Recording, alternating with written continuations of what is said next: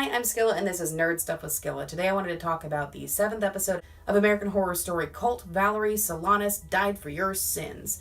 Now, there will be spoilers in this. Get that out of the way to start with for everything up to and including this episode. If you are not a big fan of Lena Dunham, you are probably going to want to gouge your eyes out by the end of this episode. The tale of Valerie Solanas' stranger-than-fiction attempt to kill Andy Warhol is the main focus of this episode, with Dunham playing Solanas herself and Evan Peters skillfully playing Andy Warhol. He gets everything perfect. He does his movements, his voice, it all is perfect. He should get nominated for his role in this series. Seeing him change from Kai to Warhol was amazing. It is fantastic, and he is a great actor.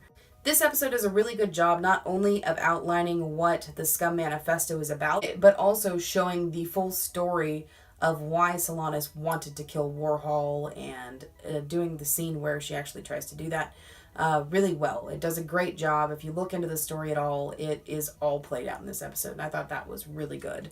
Now, let me just go ahead and say that I am obsessed with Warhol. He's not my favorite artist or anything, but I think that he is one of the most interesting people who has ever entered pop culture.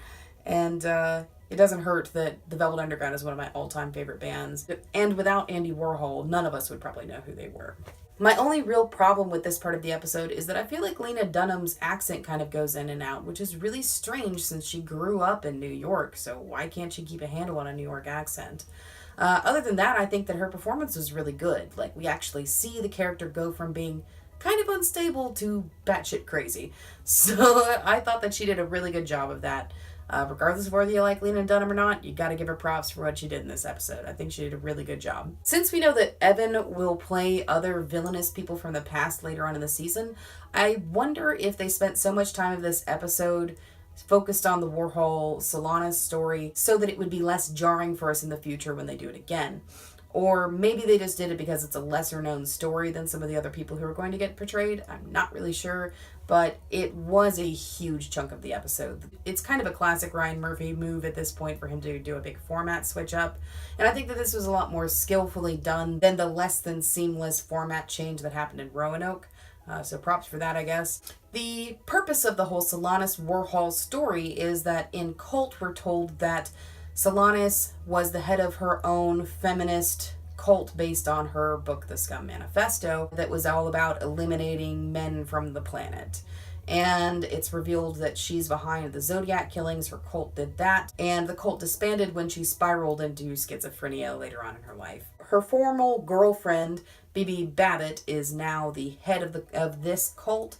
And she hooks up with Beverly, and they start trying to do some bad Scum Manifesto culty shit together. Now, Frances Conroy plays Bibi, and oh my god, she's amazing. Like, every word that comes out of her mouth is fantastic. I'm just like, you should be on screen forever because you're amazing, and I love you. We also get some cameos from other people, a former cast member, Jamie Brewer, and then Dot Jones from Glee. Both are in the flashback scenes, which I thought was pretty cool to see those guys again. We find out that Kai has won the election, and that Allie is now in police custody, being questioned for her relation to Meadows' assassination attempt on Kai. Kai now has a new crop of blue shirt wearing white dudes walking around with guns and training Fight Club style to back him up. He's also separated the men from the women. And Beverly's dumbass apparently actually thought that Kai was going to give her equal power. Like, what makes you think that? She's so dumb. We also see a map behind Kai that has a bunch of like post-it notes on it and pins and stuff. That's the United States. Put off by Kai's alienation of the women in the group, Beverly decides to get on Bibi's side.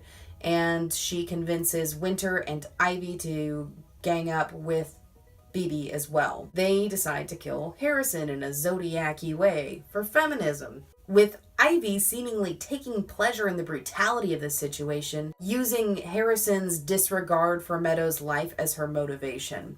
Now, Harrison pleads that he didn't think that Meadow was going to die because he thought Allie was going to stop her, but that doesn't stop him from getting his head sawed off and a possible gear stickle situation.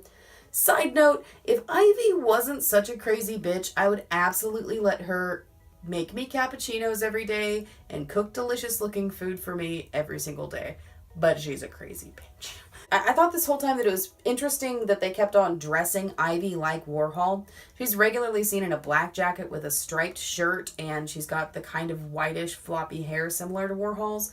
And I wonder if it's foreshadowing for what's going to happen to her in the future.